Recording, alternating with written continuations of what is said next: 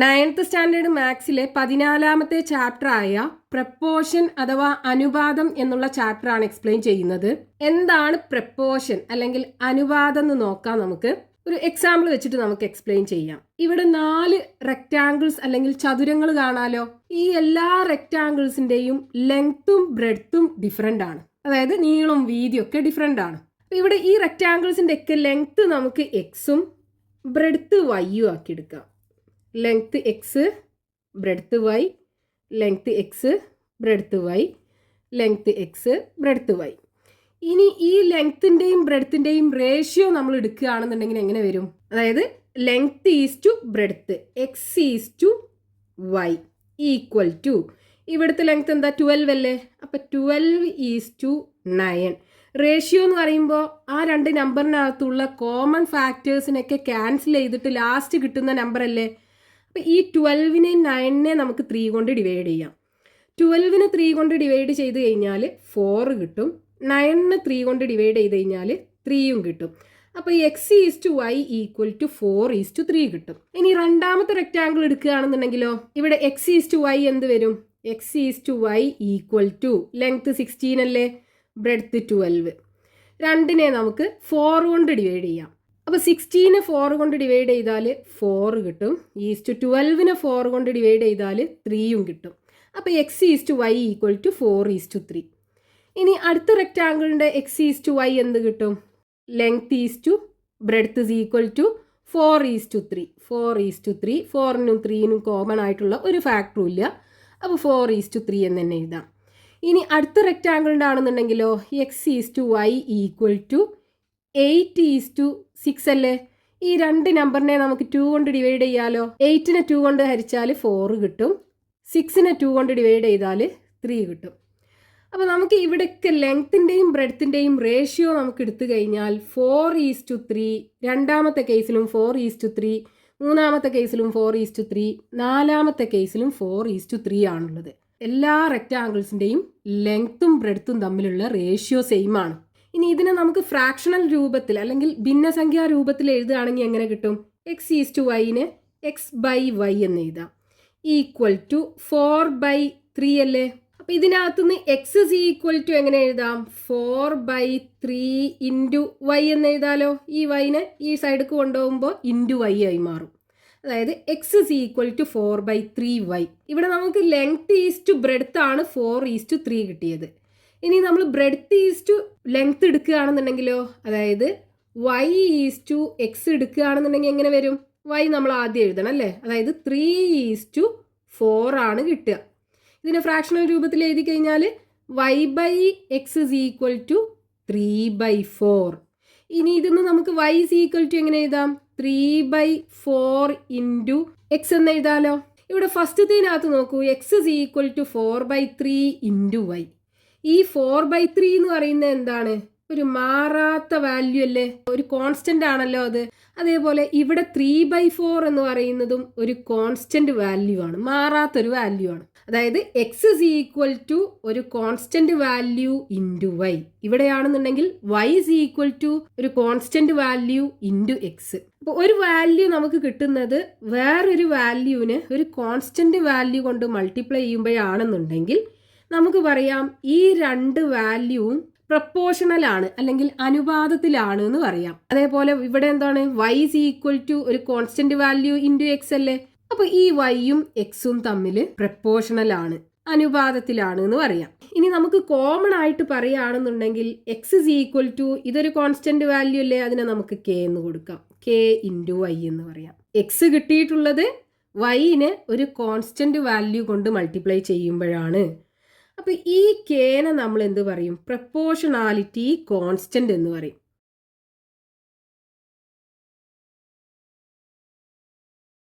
ഇനി ഇവിടെ x is equal to k into y ആണെന്നുണ്ടെങ്കിൽ വൈ ഇസ് ഈക്വൽ ടു എന്തായിരിക്കും?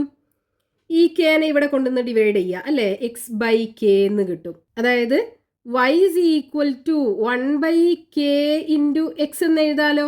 അപ്പോൾ ഇവിടെ ഇതൊരു കോൺസ്റ്റന്റ് അല്ലേ, അപ്പോൾ ഇതും എന്താണ്? പ്രപ്പോർഷണാലിറ്റി കോൺസ്റ്റന്റ് ആണ്. അപ്പോൾ ഇവിടെ നമുക്ക് കിട്ടിയിട്ടുള്ള ഈ 4/3 എന്ന് പറയുന്നത് ഒരു പ്രപ്പോർഷണാലിറ്റി കോൺസ്റ്റന്റ് ആണ്. ഇവിടെ കിട്ടിയിട്ടുള്ള ഈ 3/4 എന്ന് പറയുന്നതും ഒരു പ്രപ്പോർഷണാലിറ്റി കോൺസ്റ്റന്റ് ആണ്. അപ്പൊ രണ്ട് വാല്യൂസ് എക്സും വൈയും തമ്മിൽ പ്രപ്പോർഷണൽ ആണ് എന്ന് പറയുന്നത് എപ്പോഴാണ്? അതിലുള്ള ഒരു നമ്പറിനെ ഒരു കോൺസ്റ്റന്റ് കൊണ്ട് മൾട്ടിപ്ലൈ ചെയ്യുമ്പോഴാണ് അടുത്ത നമ്പർ കിട്ടുന്നത് എങ്കിൽ ആ രണ്ട് നമ്പർ എക്സും വൈയും അനുപാതത്തിലാണ് അല്ലെങ്കിൽ പ്രപ്പോർഷണൽ ആണ് എന്ന് പറയാം നമുക്ക്. ഇവിടെ പ്രപ്പോർഷണാലിറ്റി കോൺസ്റ്റന്റിനെ നമ്മൾ മലയാളത്തിൽ ആനുപാതിക സ്ഥിരം എന്ന് പറയും. അപ്പൊ ഇവിടെ നമുക്ക് ഈ എക്സാമ്പിളിനകത്ത് ഈ 4 റെക്റ്റാങ്കിൾസിന്റെയും ലെങ്ത്തും ബ്രെഡ്ത്തും തമ്മിൽ പ്രപ്പോർഷണൽ ആണ്. ഇവിടെ എക്സ് നമ്മൾ ലെങ്ത്തും ആണ് എടുത്തത്, ബ്രെഡ്ത്ത് വൈയും ആണ് എടുത്തത്. അപ്പൊ എക്സും വൈയും തമ്മിൽ പ്രപ്പോർഷണൽ ആണെന്ന് പറയുമ്പോൾ ലെങ്ത്തും ബ്രെഡ്ത്തും തമ്മിൽ പ്രപ്പോർഷണൽ ആണ്, അല്ലെങ്കിൽ നീളവും വീതിയും തമ്മിൽ അനുപാതത്തിലാണ് എന്ന് പറയാം. ഇനി അടുത്തൊരു എക്സാമ്പിൾ നോക്കൂ. ഇവിടെ നമുക്ക് 3 സർക്കിൾസ് അല്ലെങ്കിൽ വൃത്തങ്ങൾ കാണാം. ഈ 3 സർക്കിൾസിന്റെയും റേഡിയസ് അഥവാ ആരങ്ങൾ ഡിഫറെന്റ് ആണ്. ഈ സർക്കിൾസിന്റെ ഒക്കെ സർക്കംഫറൻസ് അഥവാ പെരിമീറ്റർ അല്ലെങ്കിൽ ചുറ്റളവ് നമ്മൾ എടുക്കുകയാണെന്നുണ്ടെങ്കിൽ നമുക്ക് എങ്ങനെ കിട്ടും? ഫസ്റ്റത്തെ സർക്കിളിന്റെ സർക്കംഫറൻസ് ഇസ് ഈക്വൽ ടു എന്ത് വരും? 2π × 1 അല്ലേ വരിക. രണ്ടാമത്തെ സർക്കിളിന്റെ ആണെന്നുണ്ടെങ്കിലോ സർക്കംഫറൻസ് ഇസ് ഈക്വൽ ടു 2π × 2 വരും. സർക്കംഫറൻസ് കാണാനുള്ള ഫോർമുല 2πr അല്ലേ, 2π × റേഡിയസ് അല്ലെങ്കിൽ ആരം. ഇവിടെയാണെന്നുണ്ടെങ്കിലോ സർക്കംഫറൻസ് ഇസ് ഈക്വൽ ടു 2π × 3 എന്ന് വരും. ഈ 3 കേസിൽ നോക്കൂ, സർക്കംഫറൻസ് നമുക്ക് കിട്ടിയിട്ടുള്ളത് എങ്ങനെയാണ്? ഈ 2π കൊണ്ട് റേഡിയസിനെ മൾട്ടിപ്ലൈ ചെയ്യുമ്പോഴാണ്. ഇവിടെ റേഡിയസ് മാറുന്നുണ്ട് അല്ലേ, പക്ഷെ ഈ 2π മാറുന്നില്ലല്ലോ. 2π ഒരു കോൺസ്റ്റന്റ് വാല്യൂ അല്ലേ. അപ്പൊ ഇവിടെ നമുക്ക് ജനറൽ ആയിട്ട് എങ്ങനെ പറയാം? നമുക്ക് സർക്കംഫറൻസ് സി ആക്കിയെടുക്കാം, റേഡിയസ് ആറും ആക്കിയെടുക്കാം. ഈ എല്ലാ സർക്കിളിനും റേഡിയസ് 6 ആക്കിയെടുക്കാം, സർക്കംഫറൻസ് സി ആക്കിയെടുക്കാം. അപ്പോൾ സി ഈക്വൽ ടു എന്ത് കിട്ടും? 2π × r അല്ലേ. ഈ സർക്കംഫറൻസ് കിട്ടിയിട്ടുള്ളത് ഇവിടെ 2π എന്നുള്ള ഒരു കോൺസ്റ്റന്റ് കൊണ്ട് റേഡിയസിനെ മൾട്ടിപ്ലൈ ചെയ്യുമ്പോഴാണ്. അപ്പോൾ നമുക്ക് പറയാം സർക്കംഫറൻസും റേഡിയസും തമ്മിൽ പ്രപ്പോർഷണൽ ആണ്, അല്ലെങ്കിൽ വൃത്തത്തിന്റെ ചുറ്റളവും ആരവും തമ്മിൽ അനുപാതത്തിലാണ് എന്ന് പറയാം. അപ്പൊ ഇവിടുത്തെ പ്രപ്പോർഷണാലിറ്റി കോൺസ്റ്റന്റ് അല്ലെങ്കിൽ ആനുപാതിക സ്ഥിരം എന്ന് പറയുന്നത് എന്താണ്? k ഈക്വൽ ടു 2π ആണ്.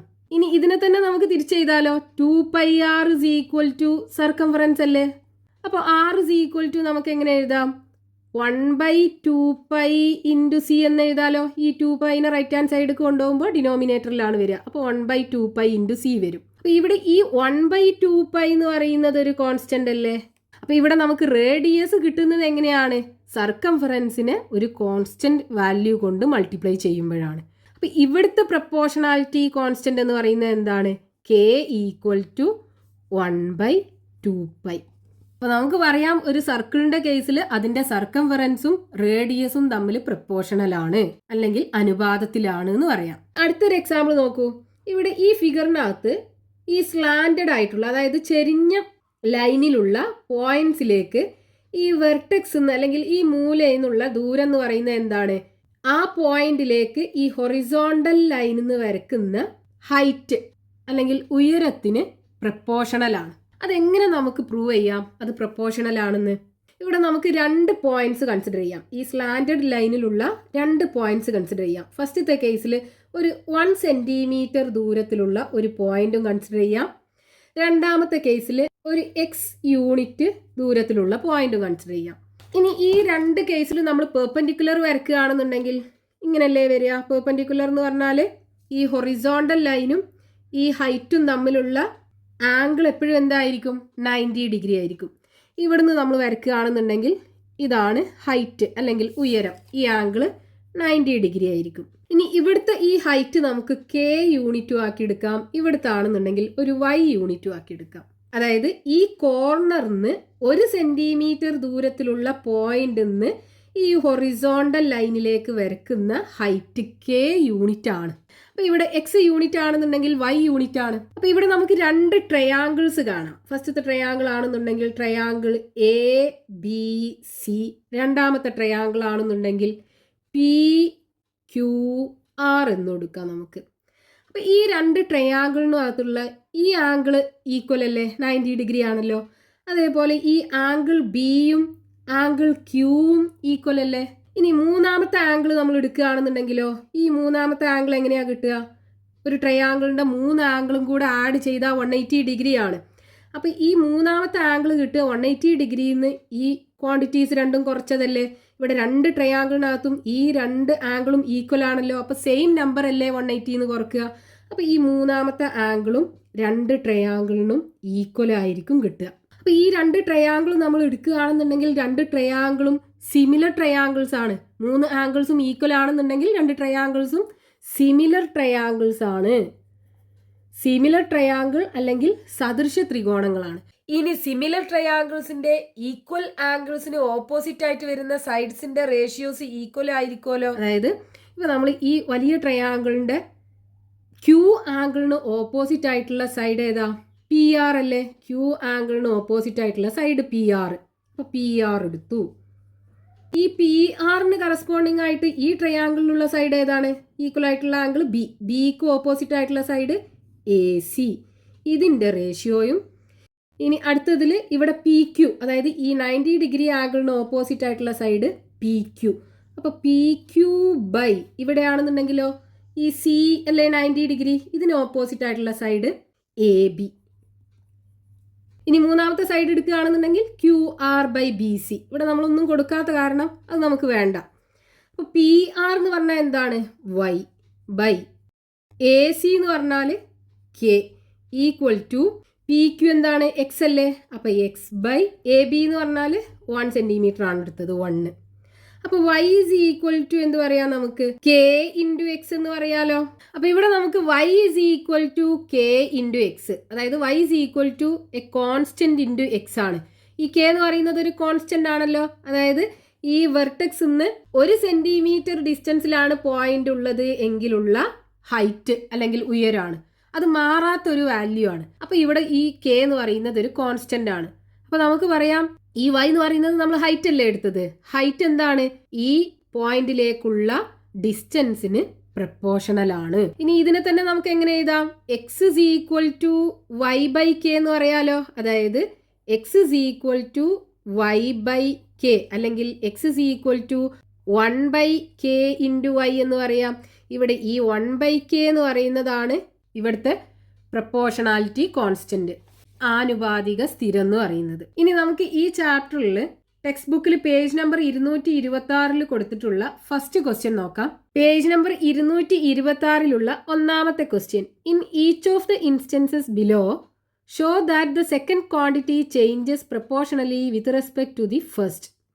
Also find the proportionality constant in each. അതായത് ഇവിടെ 3 ക്വസ്റ്റ്യൻസ് കൊടുത്തിട്ടുണ്ട്. ഇതിലൊക്കെ രണ്ടാമത്തെ ക്വാണ്ടിറ്റി ഒന്നാമത്തെ ക്വാണ്ടിറ്റിക്ക് പ്രപ്പോർഷണൽ ആയിട്ടാണ് മാറുന്നത് എന്ന് പ്രൂവ് ചെയ്യണം. അതിലെ പ്രപ്പോർഷണാലിറ്റി കോൺസ്റ്റന്റ് നമുക്ക് കണ്ടുപിടിക്കണം. അപ്പൊ അതിലെ first question, the length of sides of squares and their perimeters.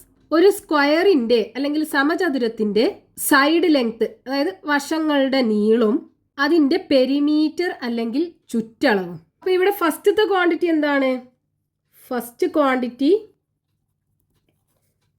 സ്ക്വയറിന്റെ ഒരു സൈഡ് ലെങ്ത് അല്ലേ, അതായത് സൈഡ് ലെങ്ത് ഓഫ് സ്ക്വയർ. രണ്ടാമത്തെ ക്വാണ്ടിറ്റി എന്താ? Second quantity is equal to എന്താണ്? പെരിമീറ്റർ ഓഫ് ദി സ്ക്വയർ, അതായത് പെരിമീറ്റർ. ഇനി നമുക്ക് പ്രൂവ് ചെയ്യാൻ പറഞ്ഞിട്ടുള്ള എന്താണ്? ഇതിൽ രണ്ടാമത്തെ ക്വാണ്ടിറ്റി മാറുന്നത് ഫസ്റ്റ് ക്വാണ്ടിറ്റിക്ക് പ്രപ്പോർഷണൽ ആയിട്ടാണ് അല്ലേ. അതായത് രണ്ടാമത്തെ ക്വാണ്ടിറ്റി ഈസ് ഈക്വൽ ടു ഒരു കോൺസ്റ്റന്റ് ഇൻറ്റു ഫസ്റ്റത്തെ ക്വാണ്ടിറ്റി. ഇതാണ് നമുക്ക് പ്രൂവ് ചെയ്യേണ്ടത്. അപ്പോൾ ഇവിടെ നമുക്ക് പെരിമീറ്റർ പി യു ആക്കിയെടുക്കാം, സ്ക്വയറിൻ്റെ സൈഡ് ലെങ്ത് എസ് യു ആക്കിയെടുക്കാം. അപ്പോൾ രണ്ടാമത്തെ ക്വാണ്ടിറ്റി എന്താ? പി അല്ലേ.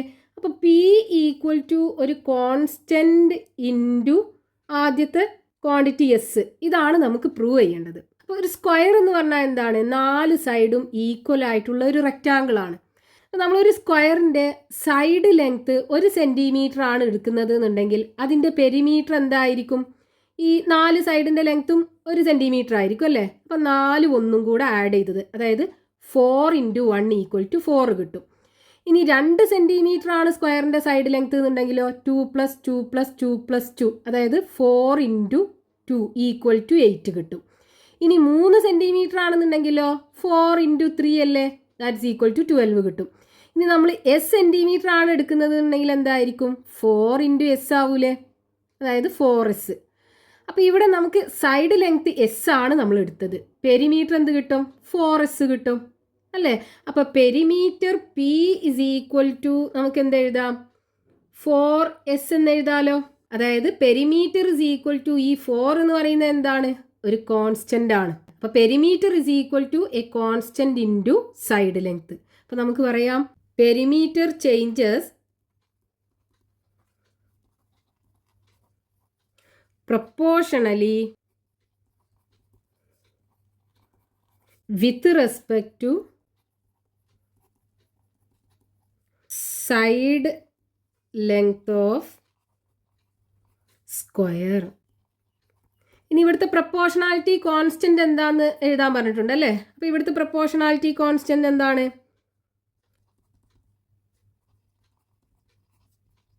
പ്രപ്പോർഷണാലിറ്റി കോൺസ്റ്റന്റ് അല്ലെങ്കിൽ കെ ഈക്വൽ ടു എന്താണ് 4 അല്ലേ, 4. ആനുപാതിക സ്ഥിരം എന്ന് പറയുന്നത് 4 ആണ്. ഇനി അതിലെ രണ്ടാമത്തെ question, the lengths of wires bend into squares and the length of the sides of the squares. അതായത് ഒരു വയർ ബെൻഡ് ചെയ്തിട്ട് ഒരു സ്ക്വയർ ഉണ്ടാക്കുന്നുണ്ട്. ആ വയറിന്റെ ലെങ്ത്തും ഈ സ്ക്വയറിന്റെ സൈഡ് ലെങ്ത്തും അത് രണ്ടും തമ്മിൽ പ്രപ്പോർഷണൽ ആണെന്ന് പ്രൂവ് ചെയ്യണം. അപ്പൊ ഇവിടുത്തെ ഫസ്റ്റ് ക്വാണ്ടിറ്റി എന്താണ്, length of wire.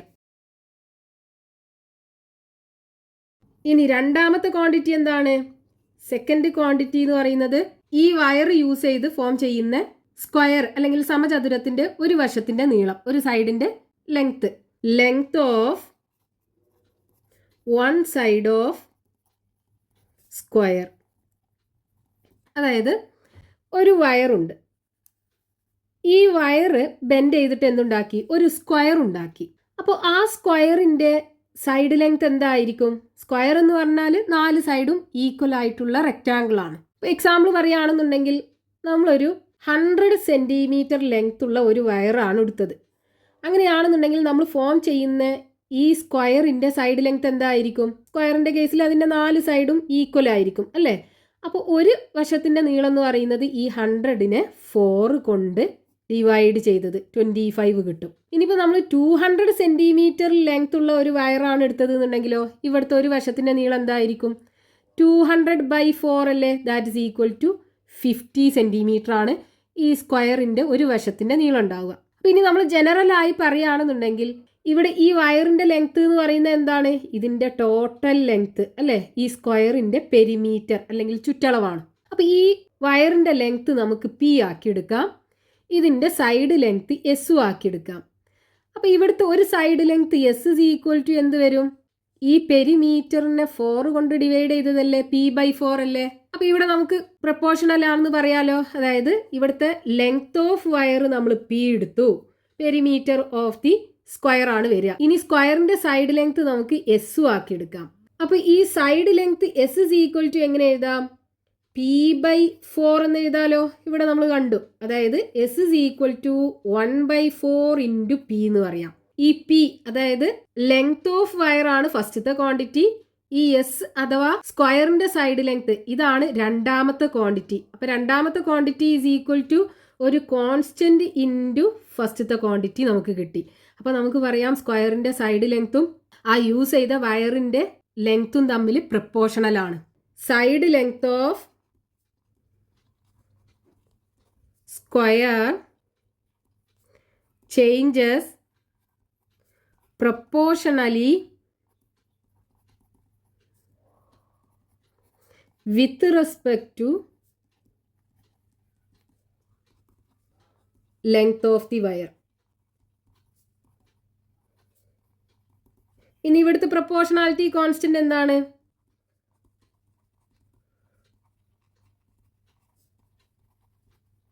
Proportionality constant is equal to 1/4 അല്ലേ, ഇതാണ് പ്രപ്പോർഷണാലിറ്റി കോൺസ്റ്റന്റ്. ഇനി അതിലെ മൂന്നാമത്തെ question, the number of rotations of a circle rolling along a line and the distance travelled along the line. അതായത് ഒരു ലൈനിലൂടെ അല്ലെങ്കിൽ വരയിലൂടെ ഉരുളുന്ന സർക്കിളിന്റെ അല്ലെങ്കിൽ വൃത്തത്തിന്റെ നമ്പർ ഓഫ് റൊട്ടേഷൻ, അതായത് കറക്കങ്ങളുടെ എണ്ണവും ആ ലൈനിലൂടെ ട്രാവൽ ചെയ്ത ദൂരവും, ഇത് രണ്ടും തമ്മിൽ മാറുന്നത് പ്രപ്പോർഷണൽ ആയിട്ടാണെന്ന് പ്രൂവ് ചെയ്യണം. അപ്പൊ ഇവിടെ ഫസ്റ്റത്തെ ക്വാണ്ടിറ്റി എന്താണ്? First quantity number of rotations അല്ലേ. ഇനി രണ്ടാമത്തെ ക്വാണ്ടിറ്റി എന്താണ്? Second quantity distance travelled. അപ്പൊ ഇവിടെ നമ്പർ ഓഫ് റൊട്ടേഷൻസ് നമുക്ക് എന്നും ആക്കിയെടുക്കാം, ഡിസ്റ്റൻസ് ട്രാവൽഡ് എസ്സും ആക്കിയെടുക്കാം. അപ്പൊ ഇവിടെ ക്വസ്റ്റ്യനിൽ തന്നിട്ടുള്ള എന്താണ്? ഒരു ലൈന്, ഈ ലൈനിലൂടെ ഉരുളുന്ന അല്ലെങ്കിൽ റൊട്ടേറ്റ് ചെയ്യുന്ന ഒരു സർക്കിൾ ഉണ്ട്. അപ്പൊ ഈ സർക്കിൾ ട്രാവൽ ചെയ്യുന്ന ദൂരം എന്ന് പറയുന്നത് എന്തായിരിക്കും? അപ്പൊ ഈ സർക്കിൾ ഒരു പ്രാവശ്യം റോൾ ചെയ്യുമ്പോൾ അത് എത്ര ദൂരം ട്രാവൽ ചെയ്യും? അതിന്റെ സർക്കംഫറൻസിന്റെ അത്രയും ദൂരമല്ലേ ഉണ്ടാവുക. അപ്പൊ ഇവിടെ രണ്ടാമത്തെ പ്രാവശ്യം റോൾ ചെയ്യുമ്പോഴോ അവിടെയും ആ സർക്കംഫറൻസിന്റെ ദൂരമാണ് ട്രാവൽ ചെയ്യുക. ഇനി മൂന്നാമത്തെ പ്രാവശ്യം റോൾ ചെയ്യുമ്പോഴും ഇവിടെ ആ സർക്കംഫറൻസിന്റെ ദൂരമാണ് ട്രാവൽ ചെയ്യുക. അങ്ങനെ n ടൈംസ് റോൾ ചെയ്യുന്നുണ്ട് എങ്കിൽ ഈ ട്രാവൽ ചെയ്ത ദൂരം എന്ന് പറയുന്നത് എന്തായിരിക്കും? S is equal to ഈ സർക്കംഫറൻസിന് n കൊണ്ട് മൾട്ടിപ്ലൈ ചെയ്താൽ പോരെ. സർക്കംഫറൻസ് എന്ന് പറഞ്ഞാൽ സർക്കിളിന്റെ പെരിമീറ്റർ അല്ലെങ്കിൽ ചുറ്റളവ്, n എന്ന് പറഞ്ഞാൽ നമ്പർ ഓഫ് റൊട്ടേഷൻ. അപ്പൊ ഈ ദൂരം നമുക്ക് ഈ n കൊണ്ട് ഈ സർക്കിളിന്റെ പെരിമീറ്ററിനെ മൾട്ടിപ്ലൈ ചെയ്താൽ കിട്ടും. അതായത് distance travelled is equal to എന്താണ്? Circumference into number of rotation. Distance നമ്മൾ എസ് ആണ് എടുത്തത് അല്ലേ. S is equal to circumference എന്ന് പറഞ്ഞാൽ എന്താണ്? 2πr into number of rotation n അല്ലേ എടുത്തത്. ഇവിടെ ഈ 2πr എന്ന് പറയുന്നത് ഒരു കോൺസ്റ്റന്റ് ആണല്ലോ. ഈ ഒരൊറ്റ സർക്കിൾ ആണല്ലോ റോൾ ചെയ്യുന്നത്. അപ്പം അതിൻ്റെ റേഡിയസ് കോൺസ്റ്റന്റ് ആണ്. ഒരു സർക്കിൾ മാത്രമേ റോൾ ചെയ്യുന്നുള്ളൂ. അപ്പം ഈ 2πr എന്ന് പറയുന്നത് ഒരു കോൺസ്റ്റന്റ് ആണ്. നമുക്ക് എന്ത് ചെയ്യാം? ഈ 2πr is equal to circumference c ആക്കി എടുക്കാം. അപ്പം എസ് ഇസ് ഈക്വൽ ടു എങ്ങനെ എഴുതാം? നമുക്ക് സി ഇൻറ്റു എൻ എന്ന് എഴുതാം. അതായത് circumference into number of rotations. അപ്പം നമുക്ക് എന്ത് പറയാം? Distance travelled changes.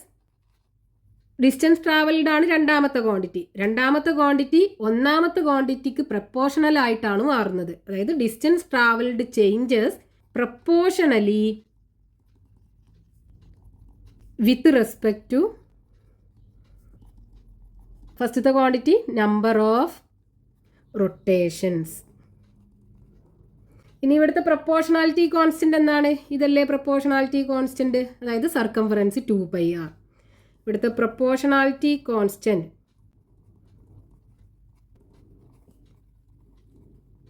Is equal to circumference. ഇതാണ് പ്രപ്പോർഷണാലിറ്റി കോൺസ്റ്റന്റ് ഉണ്ടാവുക. അപ്പോൾ ആ ഒരു ക്വസ്റ്റ്യനിൽ 3 സബ് ക്വസ്റ്റ്യൻസ് ഉണ്ടായിരുന്നു. 3 നമ്മൾ സോൾവ് ചെയ്തു. ഇനി ബാക്കി ക്വസ്റ്റ്യൻസ് നെക്സ്റ്റ് പാർട്ടിൽ കണ്ടിന്യൂ ചെയ്യാം.